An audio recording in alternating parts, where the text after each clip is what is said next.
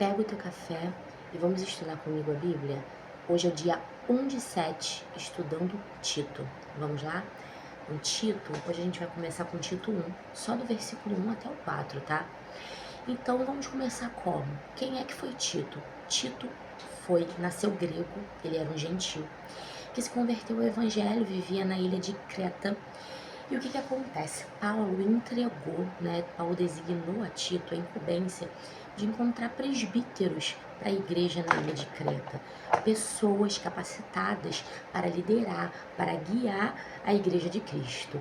Haviam muitos novos convertidos, havia uma obra missionária acontecendo na ilha de Creta, então ele precisava de pessoas qualificadas para poder liderar e orientar essas novas pessoas, orientar também as pessoas que já eram da igreja, mas também conduzir os novos convertidos à verdade, ao conhecimento da verdade em Cristo.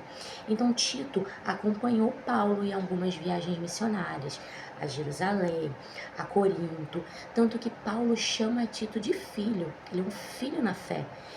E é muito interessante que Paulo saúda Tito com a graça e a paz. E olha que coisa interessante, eu amo essa coletânea de livros aqui de Paulo para Todos. N.T. Wright fala sobre a graça e a paz, que Paulo fala, tanto nas cartas de Timóteo quanto de Tito. Paulo fala assim, N.T. Wright fala, Paulo começa sua carta desejando a Tito as duas bênçãos principais do Evangelho, graça e paz. A graça fala de Deus como a fonte de todas as bênçãos que desfrutamos. A paz resume todas as bênçãos, enfatizando em primeiro lugar a reconciliação entre Deus e a raça humana e em segundo, a reconciliação entre uma pessoa ou comunidade com a outra. Então Paulo amava muito Tito, ele era um filho na fé e deseja a ele a graça, o quê? A fonte de todas as bênçãos, a graça de Deus, e a paz que resume todas as bênçãos, enfatizando a reconciliação de Deus. Então Paulo saúda Tito com a graça e com a paz, e é muito interessante ver que Paulo confiava plenamente na capacidade e na chamada de Tito, porque ele designa a Tito uma incumbência muito importante, que é procurar presbíteros e pessoas qualificadas para poder liderar a igreja de Tito.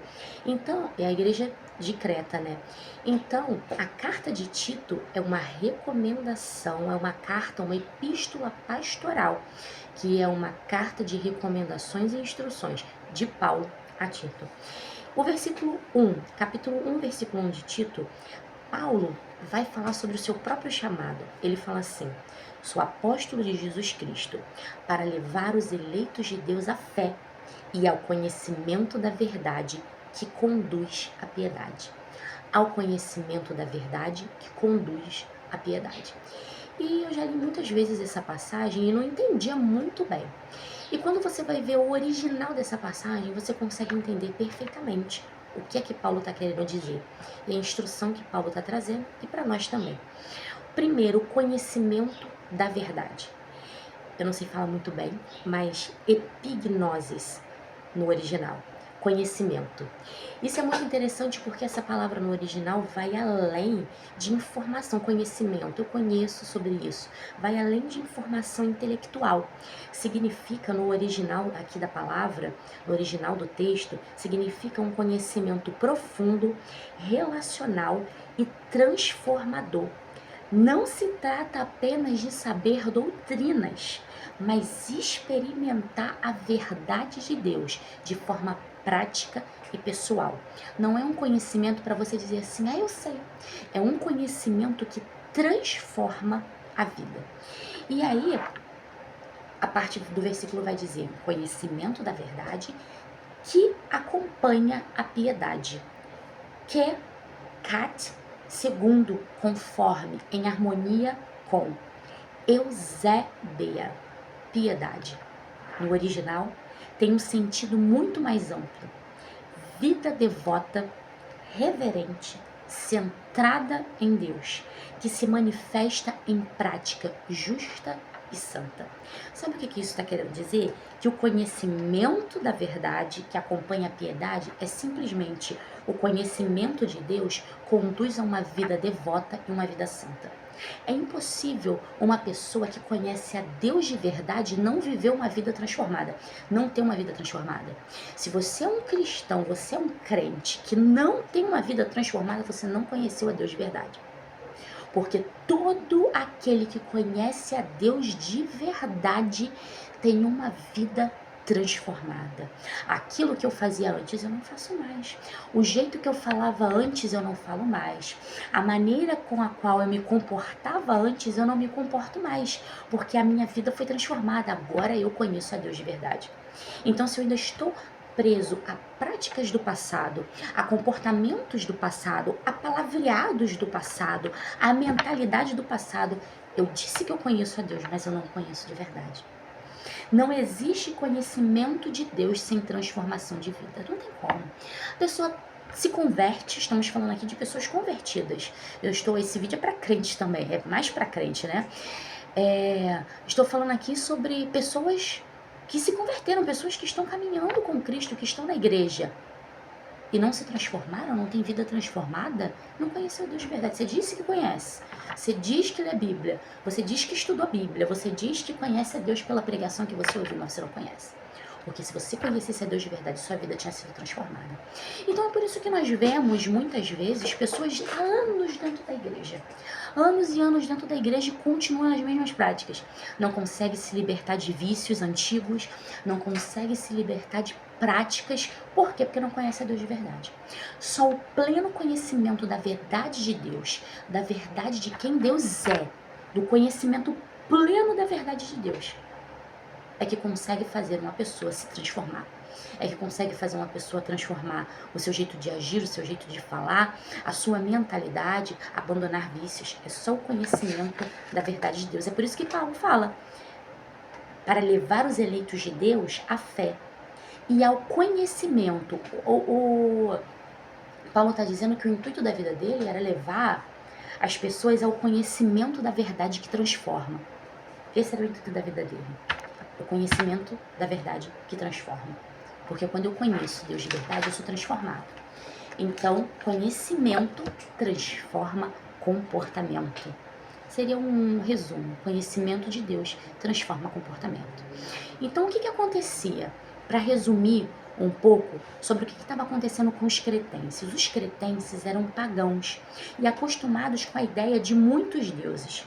Um monte deles, que a qualquer momento um Deus daquele podia se agradar muito de você e te abençoar com uma coisa muito que você queria muito, te abençoar muito.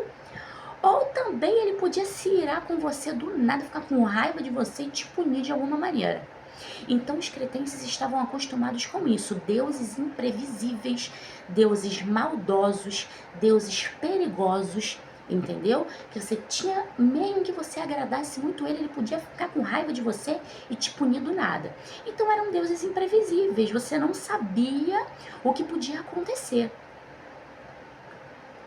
Você não sabia o que podia acontecer, o que passava na cabeça desses deuses. Então, Paulo, ele vai apresentar aos cretenses a ideia e a verdade de um único Deus, que só havia um Deus, e esse Deus era verdadeiro, um Deus que não mente. Ele fala isso aqui, ó, no início do versículo.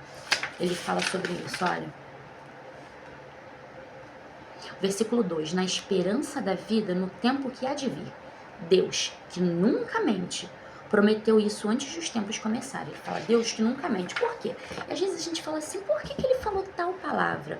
Porque você tem que analisar o contexto. Por que Paulo falou que um Deus que nunca mente? Porque os cretenses estavam acostumados com isso. Com deuses que mentiam. Porque você podia ter agradado tal Deus. Ele queria que você desse um café de oferta para ele. Deixa eu ajeitar aqui. Ele queria que você desse um café de oferenda para ele. Você deu esse café de oferenda para ele, você acha que ele ia se agradar, mas ele resolveu que não vai se agradar não e vai te punir. Então eram deuses imprevisíveis, deuses que mentiam, deuses que você não sabia o que ia fazer. Então Paulo apresenta aos cretenses um Deus que não mente. um Deus previsível, um Deus verdadeiro, um Deus que nunca mente, um Deus que cumpre com a sua palavra. Então a igreja começou, um grande problema que aconteceu é que nessa época a igreja começou a ser influenciada pela cultura da época. Então a preocupação de Paulo era uma reestruturação da igreja de Creta. Para quê? Primeiro, para que os da igreja tivessem um comportamento adequado e irrepreensível, para que fossem exemplo não só no falar, mas no agir. Então ele precisava tratar a igreja. Ele estava instruindo Tito a tratar a igreja, porque a igreja precisava ser irrepreensível. Os da igreja precisavam, e hoje também, nós que somos os cristãos, nós que estamos na igreja, precisamos ser irrepreensíveis no nosso modo de agir, no nosso modo de se comportar. Precisamos ser diferentes, sim. Não tem essa de que se adequar à cultura, se adequar ao mundo. Não, nós precisamos ser diferentes, sim, irrepreensíveis. Então Paulo precisa tratar a igreja de Creta, entendeu? Para ser completamente irrepreensível no agir, no falar, no se comportar. Para quê? Segundo, para que eles tivessem conhecimento da verdade de Deus, para que pudessem ensinar sobre Deus aos cretenses novos convertidos, sobre um Deus que não mente e é absolutamente confiável, coisas que eles não encontravam nos outros deuses. Então, a igreja precisava conhecer verdadeiramente sobre Deus, para que o novo convertido chegasse e aprendesse sobre Deus, conhecesse o poder de Deus, conhecesse quem Deus é. E nós, como igreja, hoje, precisamos conhecer de verdade quem Deus é. Para a gente poder chegar e quer discutir contigo, quer debater com você, você não conhece o Deus que você serve. Você precisa mergulhar nas escrituras para conhecer quem Deus é. E para apresentar aos novos convertidos o poder desse Deus que nós servimos. Então, Paulo revelou aos cretenses um Deus confiável, verdadeiro, um Deus que é uma rocha, o único verdadeiro Deus. Então, o resumo desse primeiro dia de nosso estudo em Tito é que a igreja precisava naquela época ter o conhecimento de Deus e ser exemplo para os não cristãos e os novos convertidos. E é o que Paulo nos ensina nessa primeira parte, nesse primeiro dia de estudo sobre Tito. Um conhecimento que transforma o comportamento. Nós precisamos conhecer a Deus de verdade, ter um pleno conhecimento de quem Deus é, para o nosso comportamento ser transformado. Porque não adianta você querer transformar a vida de alguém, você querer apresentar Deus, querer converter alguém, querer levar alguém para a igreja, querer apresentar Deus se nem você conhece Ele de verdade. Então nós precisamos estar equipados com o conhecimento de Deus, porque quando estamos equipados, nós somos transformados.